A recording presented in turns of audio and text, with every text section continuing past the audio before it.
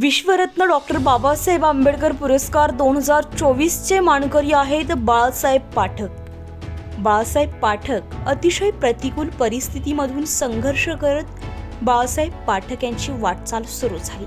श्रमिक एसएमएच्या माध्यमातून रिक्षा चालक मालक, टेम्पो चालक मालक, छोटे मोठे उद्योजक, दुकानदार यांच्या संघटना उभ्या करून त्यांना एक धैर्य प्राप्त करून दिले.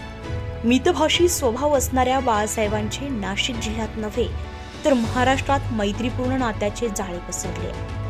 बाळासाहेब पाठक विश्वरत्न डॉक्टर बाबासाहेब आंबेडकर, छत्रपती शिवाजी महाराज, छत्रपती शाहू महाराज, अण्णाभाऊ साठे यांच्या विचारांचे काम नाशिकच नव्हे तर महाराष्ट्रात अविरतपणे सुरू आहे.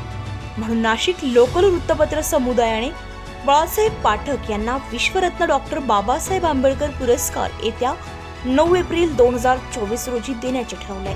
अशा सामाजिक कार्यकर्त्याची आज समाजाला नितांत गरज आहे.